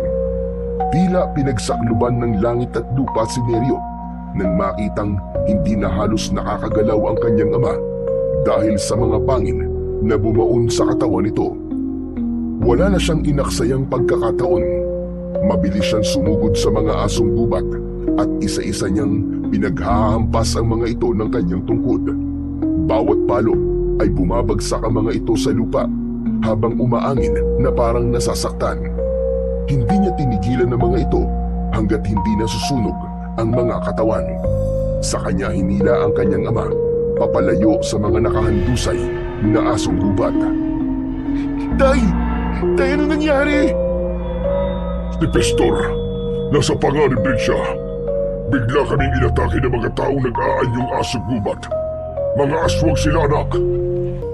Tay, isasandal ko po muna kayo sa puno ng kahoy. Tatay? Tinawag mo siya tatay? Paano nangyari yon? Isa siyang leon. Lolo Teloy, siya po ang aking ama. Siya po si Lupin, ang hari ng kagubatan. Pero... Tumabi na po muna kay Lolo Teloy. Hindi po ako makakapayag na hindi nila pagbayaran ng ginawa nila sa ama ko. Mabilis na nilapitan ni Neryo ang mga nakahandusay na asong gubat sa lupa. Hindi pa man nakakatayo ang mga ito, ay galit na pinagpapapalo niya ang mga ito sa katawan. Magkakasunod na hampas ang kanyang ginawa. Bigla rin na tumulong si Lolo Teloy sa kanya at sa husay nito sa pakikipaglaban, ay mabilis din itong napatumba ang mga aso. Habang si Neryo naman ay panayang sulyap sa kinaroroonan ng kanyang ama dahil sa pag-aalala niya rito. Lalo pa at kitang-kita niya ang pagbulwak ng dugo sa mga sugat nito. Mga halimaw kayo! Ito na ang katapusan niyong lahat! Parang tumigil ang oras sa biglang pag-ikot ni Neryo sa ere, hawak ang kanyang tungkod. Kitang-kita ang pagkalat ng kulay pulang liwanag sa paligid ng kagubatan. Mula sa kanyang sandata ay ugod lakas niyang ipinalo ito sa dalawang asong gubat na tumatakbong pasugod sa kanya.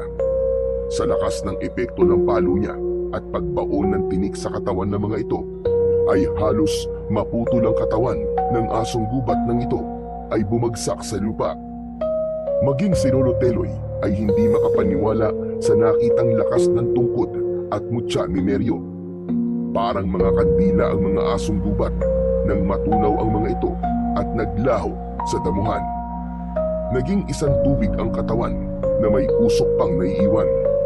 Sa kanya nilapitan ang kanyang ama, nahabol ang hininga habang nakasandal sa puno. Tay, huwag niyo po akong iiwan. Huwag kang mamamatay nang ikiusap po ko. Tinakluban ni Neryo ng kanyang palad ang mga sugat sa katawan ng kanyang ama para pigilan ang pag-agos ng dugo nito. Narinig din niya ang pagpunit ng matanda sa suot nitong damit at mabilis na itinali yun sa katawan ng kanyang ama. Mapipigilan ng tela ang pagbulwak ng dugo sa mga sugat niya. Pero kailangan siyang madala sa bahay para malagyan ng gamot ang mga sugat niya. Masama ang epekto ng laway ng isang aswang sa katawan ng leon. Kaya Neryo, tulungan mo kung maisampa siya sa likod ko. Kailangan nating magmadali. Opo, Lolo. Si Pestor, iniligtas niya ako. Natuklasan kong hindi siya totoong asong gubat. Huwag na po muna kayo magsalita. Nakikiusap po ko. Nang maisampa na niya ang kanyang ama sa likod ng matanda, ay mabilis na tumakbo ang mga ito papunta sa bahay ni Lolo Teloy. Si Neryo naman ay nakaalalay sa likod ng kanyang ama dahil mabigat ito. Kitang-kita niya ang pagpatak ng dugo sa lupa, kaya mas lalo siyang nag-alala. Panay din ang linga niya sa paligid ng kanilang tinatahak na daan dahil nagbabaka sakali siyang makikita si Pestor. Pero ang mga kasama na lamang ng mga ito ang nakita niya. Nakahandusay yun sa lupa habang wala na ang lamang loob, kaya naisip niyang baka napahamak na rin si Pestor. Anak, si Pestor, kailangan mo siyang mahanap at huwag na huwag mo siyang sasaktan. Alam ko na kung bakit siya nagagalit sa akin. Huwag na po muna kayo magsalita, Tay.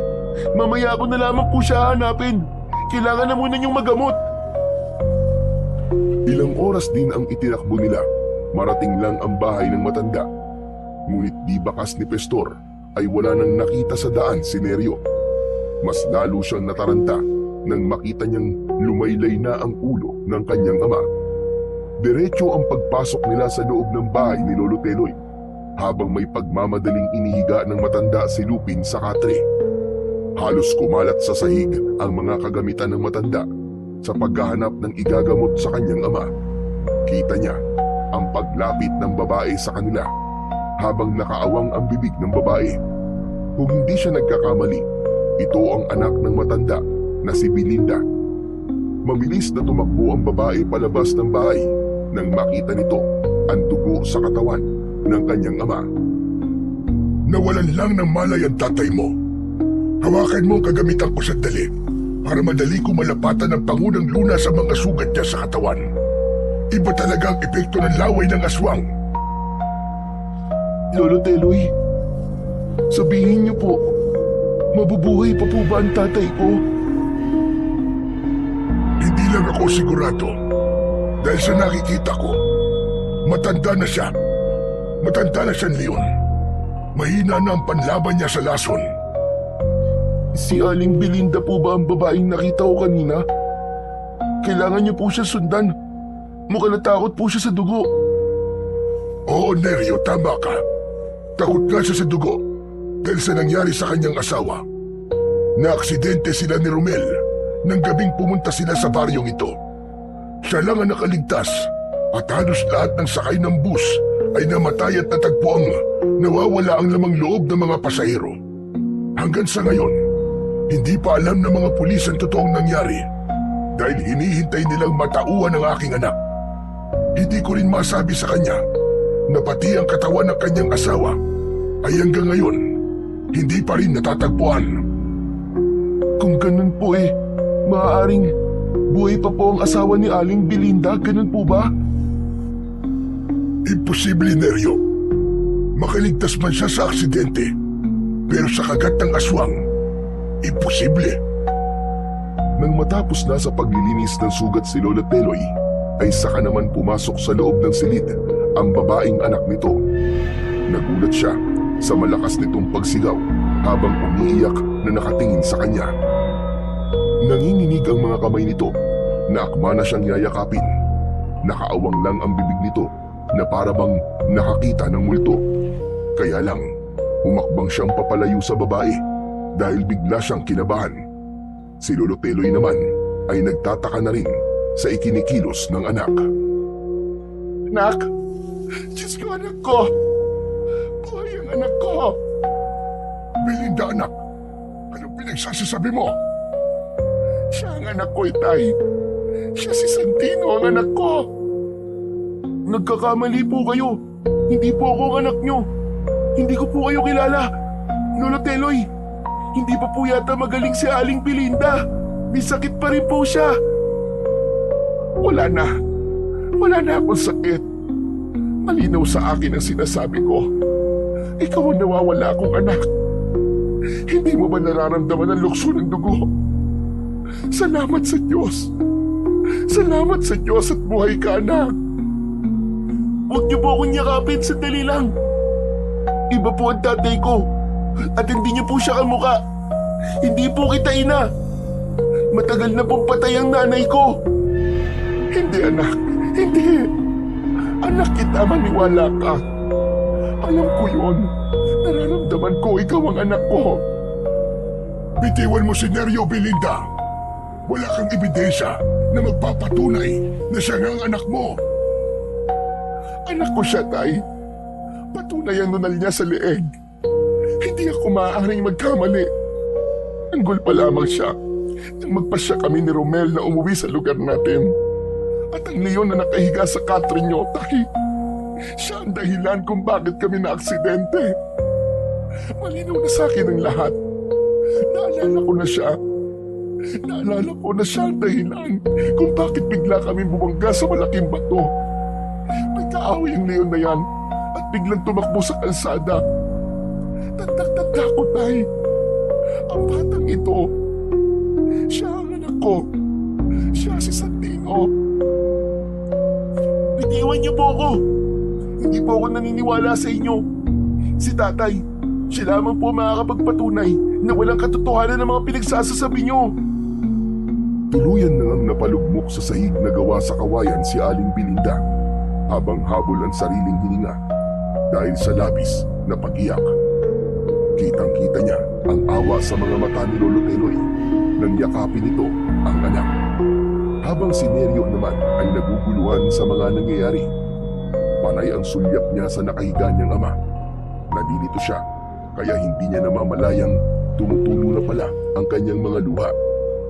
Habang nakatingin siya sa humahagulgul na iyak na si Aling Belinda, hindi niya maipaliwanag ang sakit na nararamdaman niya habang nakikitang umiiyak ang babae. Parang pinipiga ang puso niya ng mga oras na yon. Panay ang tawag nito sa pangalan ng anak. Huminahon ka na muna, anak. Pasensya ka na. Hindi ko talaga alam na may anak kayo ni Romel. 9 na taon ni Tay. Ganun katagal ako nawala sa tamang pag-iisip. Dahil hindi ko kinaya ang mga nangyari. Tandang-tanda ko ang itsura ng leon na yan. Dahil pumasok pa siya sa loob ng bus. Tinangay niya ang aking anak habang nakabalot sa kanya ang lampin na pag-aari ni nanay. Tay, maniwala kayo. Anak ko ang batang yan. Ako ang ina niya. Nararamdaman ko yun. Alam ko na siya ang aking anak. Pero mahirap para kay Neryo ang tanggapin ang mga sinasabi mo.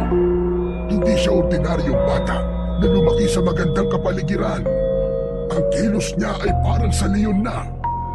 Hintayin nating magising ang kanyang ama na si Lupin.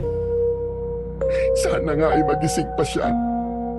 Dahil sa oras na malaman kong pinatay niya ang anak ko, Ako mismo ang papatay sa kanya. Hindi makapagsalita si Neryo. Naupo na lamang siya sa tabi ng kanyang ama. Umaasa siyang magsasabi ng totoo ang kanyang ama. Alam niyang sasabihin na ng kanyang ama ang buong katotohanan kanina bago pa lumitaw ang mga aswang. Halos hindi siya nakahinga at hindi inalis ang tingin kay Aling Belinda. Hawak pa rin ito ang sariling dibdib habang umiiyak. Nararamdaman niya ang paghihirap ng kalooban nito, maging ang sakit ng pinagdaanan nito sa nangyaring aksidente dahil patunay ang malalaking beglat nito sa katawan. Hindi niya alam ang gagawin kung sakaling malantad sa kanya ang katotohanang ina nga niya, si Aling Belinda. Matyagang nagbantay si Neryo sa tabi ng kanyang ama hanggang sa gumalaw si Lupin sa pagkakahiga nito. Napaunat sa pagkakaupo si Neryo at naluluwang nahawakan ang malamig na paa ng kanyang ama. Tay? Anak, nasan tayo? Tay, nasa bahay po tayo ni Lolo Teloy. Kailangan na nating umalis. Bilisan mo, anak. Tay, sandali lang. Sariwa pa po mga sugat niyo sa katawan. Saka bakit po tayo aalis? Natatakot po ba kayong malaman ko ang buong katotohanan? Neryo. Neryo, anak. Tay, huli na po kayo. Alam ko na po ang totoo.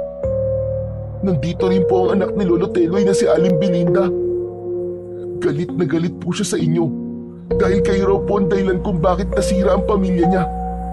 Nabaliw po si Aling Belinda dahil sa ginawa niyo. Kayo daw po may kasalanan. Wala akong kasalanan, anak. Walang may gusto sa nangyari.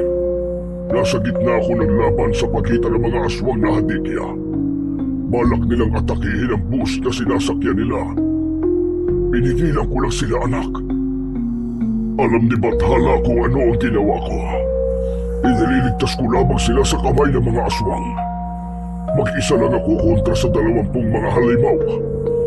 Nilabanan ko sila. Ang buong akala ko ay patay na ang nanay mo. Kaya kita kinuha sa kanyang kantungan.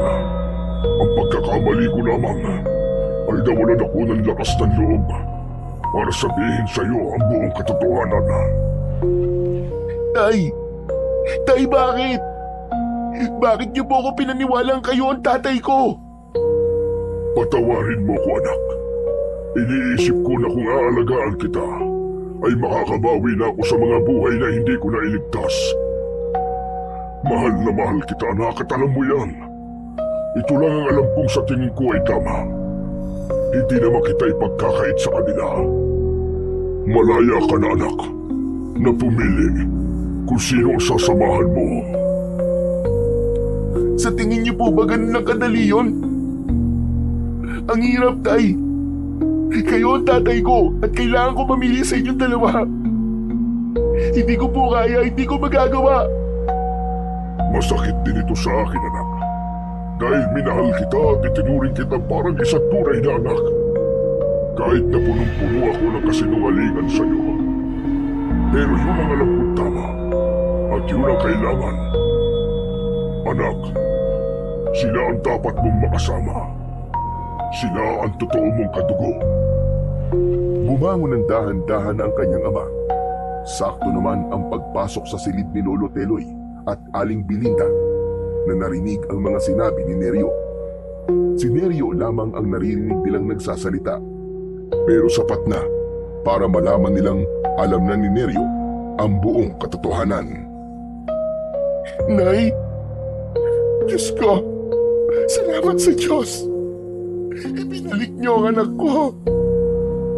Nay! Kayo raw po ang nanay ko! Oo, anak! Ako nga ang iyong ina! Anak ko! Mahigpit silang nagyakap na mag-ina. Napaluhod sa sahig si Lolo Teloy sa labis na kasiyahan habang si Lupin ay tahimik na napaluwa sa isang tabi. Kitang-kita sa mga mata nito ang nararamdamang sakit habang nakikita ang pagyakap ni Neryo sa babae. Maraming salamat sa pagkakaligtas mo sa anak ko. Pero hindi ko alam kung kailan kita mapapatawad Nay, wala pong kasalanan si tatay. Aksidente po yun. Paano mong nasabi, anak? Ikinuwento ni Neryo ang buong katotohanan sa kanyang ina. At sa sobrang tuwa nito, ay nayakap nito ang kanyang ama na si Lupin. Kahit medyo nasasaktan pa ito dahil sa sugat sa katawan, bigla namang nagsalita si Lolo Teloy para mas maintindihan ni Aling Belinda kung bakit nalaman ni Neryo ang buong katotohanan. Dahil sa tagal na nilang magkasama ni Lupin, Belinda, naiintindihan na ni Neryo kung ano ang sinasabi ng leon. Kahit siya lamang ang nakakarinig sa boses ng leon. At kaya natin naiintindihan ang mga sinasabi ni Neryo ay dahil naman sa epekto ng kapangyarihang taglay ng mutya ng batong buhay. Napasulyap si Neryo sa gawin ni Lupin nang bigla itong magsalita at bumaba sa katre habang nakatingin sa mga mata ni Neryo. Kahit paika-ika ito sa paglalakad, ay sinikap pa nitong lumapit sa may pintuan at kinausap ang anak. Neryo, anak, kailangan nating mahanap si Pastor. Bakit, Tay? Pagkatapos niya kayong saktan? Bakit, apo ko? Anong sinasabi ni Lupin sa'yo? Hahanapin daw po namin si Pastor na muntik nang pumatay sa aming dalawang mag-ama. Abay, bakit daw? Anak, kailangan malaman ng nanay mo na buhay pa ang asawa niya. Ang totoo mong tatay, anak. Buhay si Romel. Ano po? Buhay ang ama ko? Anong sabi mo? Buhay si Romel? Opo, Nay. Pero, nasan po si tatay? Siya ay walang iba, kundi si... Hindi na natapos ni Lupin ang mga sasabihin nito kay Neryo nang biglang bumukas ang pinto ng balkonahe ng bahay ng matanda at iniluwa ang sugatang si Pastor. Mabilis na nilapitan ni Neryo ang asong gubat habang nakahandusay ito sa saig. Para sana ay paluin ng hawak niyang tungkod. Subalit nagulat sila nang makita ang pagbabagong anyo ng asong gubat. Isang lalaking walang suot na damit ang tumambad sa kanilang paningin. Yakap-yakap nito ang sariling katawan habang may malalim na sugat sa braso at sa likod. Nalaman kong isang aswang si Pastor. Nakaligtas siya sa aksidente. Bigla siyang nagpalit ng anyo nang tumama ang kanyang ulo sa bato. Nawala ang kanyang alaala mula ng aksidente niyon. At nang matauhan siya, ay iniligtas niya ako laban sa mga aswang na hadikya. Muli siyang naging asong gubat nang magpahabol siya sa mga aswang na hadikya. Napataklob ng palad sa bibig si Aling Belinda nang makilala nito ang asawa. Binalutan ito ng kumot sa katawan at niyakap ng mahigpit ni Aling Belinda si Pastor. Hindi naman makapaniwala si Neryo na sa isang iglap ay mabubuo na ang kanyang pamilya. Nagkaroon siya bigla ng nanay at tatay. Kaya lang, may kirot sa isang bahagi ng puso niya. Mapapawalay naman siya sa kanyang ama na una niyang nakasama. Ginamot ang sugat ni Pastor at hindi rin ito makapaniwala sa nangyari. Nalaman nilang kaya hindi nagpalit sa pagiging tao si Pastor dahil nanatili na lamang sa alaala niya ang pagiging isang asong gubat. Kaya naman, nang bumalik ang alaala nito, ay saka lang ito naging tao. Naaalala rin niya ang mga pinagagagawa niya kay Neryo at sobrang nitong pinagsisihan at humingi siya ng tawad sa kanyang anak. Naiintindihan ko po, Tay. Kayo po ang ama ko. Kung ganon, ay nahawa ng pagiging aswang si Pastor. Ikaw man si Pastor o Romel, masaya akong nabuo na ang pamilya natin. Wala akong sasabihin sa mga pulis tungkol sa totoong nangyari. Totale, naubos na naman ninyo mga aswang sa baryong ito. Yun na rin ang magsisilbing katahimikan sa lugar na ito. Gagamutin kita, Romel, ay Pastor, para matanggal na ang hawa ng pagiging aswang mo. Ang mahalaga ay hindi ka pa naman yata nakakatikim ng karne ng tao.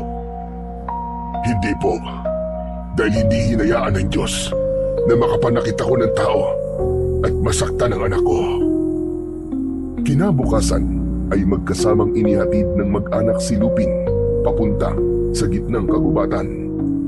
Malungkot itong nagpaalam. Mahigpit na niyakap ni Nerio ang kanyang ama sa katawan nito. Para na siyang nauupos na kandila dahil sa sakit na nararamdaman. Hindi niya kayang magkalayo silang dalawa ng kanyang ama. Tay, Sige na anak. Lagi mo lang tatandaan na mahal kita. Paalam anak. tay, huwag niyo po akong iiwan. Maraming salamat sa pagpapalaki mo sa anak ko, Lupin. Pwede bang huwag ka na lamang umalis? Isang pamilya na tayo. Anak, sabihin mo sa iyong ina na ako ang magpapasalamat sa kanya dahil pinatawad niya ako. Tay, hindi ko po kayang mapawalay kayo sa akin. Pero matatakot ang mga tao sa akin, anak. Baka saktan lang nila ako dito at dalhin sa kulungan ng mga hayop. Nay, tay, ang sabi po ni Ama, baka daw po saktan siya ng mga tao kung mananatili siya dito sa atin. Kung yun lamang ang inaalala mo, kaibigan, kami ang sasama sa'yo. Tutal, sanay na rin naman ako mabuhay sa gubat. Ako naman pabor sa akin kung sa gubat na tayo titira. Dahil malapit sa halamang gamot, madali kitang magagamot, Pastor. Ako naman po, kung saan sasaya ang pamilya ko, doon din ako. Tay, narinig po ninyo. Sasama daw po kaming lahat sa bahay natin, tay. Magkakasama-sama na po tayo nila nanay at tatay doon po sa bahay natin sa gitnang gubat. At hindi lang yun, may bonus pa kayong mabait na lolo. Nagtawanan ang mag-anak. Masaya silang sumama sa tirahan ni Lupin. Nagtayo sila ng maliit na dampa sa gubat at namuhay ng tahimik. Pabor din yun habang ginagamot ang hawa ng pagkaaswang ni Pastor. Tuwang-tuwa si Nerio sa pagkakaroon niya ng dalawang ama. Maririnig ang kanyang mga sigaw habang palipat-lipat sa talimbaging na nakalaylay sa puno habang inaalalayan siya ng kanyang amang leon. Sa kasalukuyan ay nag-aaral na si Nerio sa mababang paaralan ng baryo. Walang nakakaalam sa lihim ng batang pinalaki ng hari ng kagubatan. Hanggang ngayon ay suot pa rin ni Nerio ang mutya ng batong buhay. Wala na siyang mahihiling pa sa Diyos dahil ipinagkaloob na sa kanya ang kakaibang uri ng pagmamahal ng kanyang pamilya. At ito ang kwento at pakikipagsapalaran ng isang batang namuhay ng kakaiba sa piling ng isang makapangyarihang hayop sa gitna ng gubat na isang leon na siyang hari ng kagubatan. At masayang naibalik sa kanyang tunay na mga magulang at sila ay nabuhay ng masaya, payapa at may pagmamahal sa isa't isa.